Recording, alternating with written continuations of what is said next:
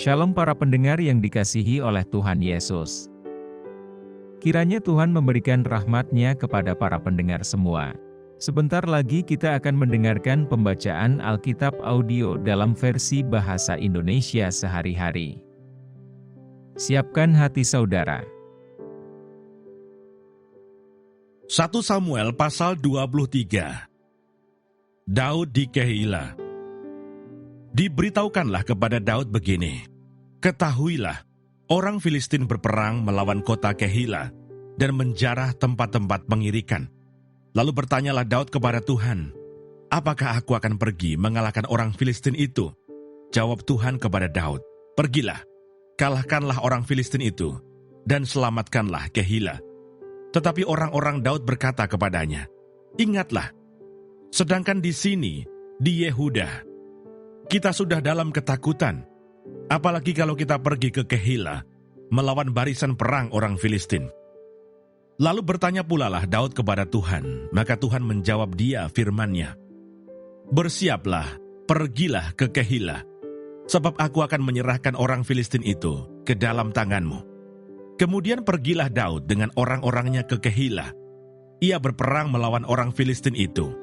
Dihalonya ternak mereka, dan ditimbulkannya kekalahan besar di antara mereka. Demikianlah Daud menyelamatkan penduduk Keila. Ketika Abiatar bin Ahimelech melarikan diri kepada Daud ke Keila, ia turun dengan membawa efod di tangannya. Kepada Saul diberitahukan bahwa Daud telah masuk Keila. Lalu berkatalah Saul, Allah telah menyerahkan dia ke dalam tanganku, sebab dengan masuk ke dalam kota yang berpintu dan berpalang, ia telah mengurung dirinya. Maka Saul memanggil seluruh rakyat, pergi berperang ke Keila, dan mengepung Daud dengan orang-orangnya. Ketika diketahui Daud bahwa Saul berniat jahat terhadap dia, berkatalah ia kepada Imam Abiatar, bawalah efod itu kemari. Berkatalah Daud, Tuhan Allah Israel, hamba-Mu ini telah mendengar kabar pasti, bahwa Saul berikhtiar untuk datang ke Keila, dan memusnahkan kota ini oleh karena aku. Akan diserahkan oleh warga-warga kota Keila itu ke aku, ke dalam tangannya. Akan datangkah Saul, seperti yang telah didengar oleh hamba-Mu ini? Tuhan Allah Israel, beritahukanlah kiranya kepada hamba-Mu ini. Jawab Tuhan, ia akan datang. Kemudian bertanyalah Daud, akan diserahkan oleh warga-warga kota Keila itu ke aku, dengan orang-orangku ke dalam tangan Saul?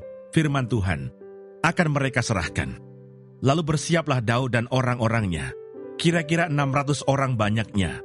Mereka keluar dari Keila dan pergi kemana saja mereka dapat pergi. Apabila kepada Saul diberitahukan bahwa Daud telah meluputkan diri dari Keila, maka tidak jadilah ia maju berperang. Daud di padang gurun Sif. Maka Daud tinggal di padang gurun, di tempat-tempat perlindungan. Ia tinggal di pegunungan, di padang gurun Sif, dan selama waktu itu Saul mencari dia, tetapi Allah tidak menyerahkan dia ke dalam tangannya. Daud takut, karena Saul telah keluar dengan maksud mencabut nyawanya. Ketika Daud ada di padang gurun Sif, di Koresa, maka bersiaplah Yonatan anak Saul, lalu pergi kepada Daud di Koresa.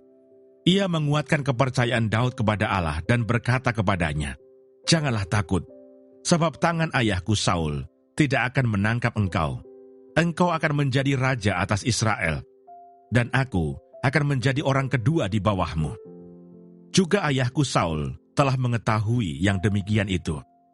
Kemudian kedua orang itu mengikat perjanjian di hadapan Tuhan, dan Daud tinggal di Koresa, tetapi Yonatan pulang ke rumahnya.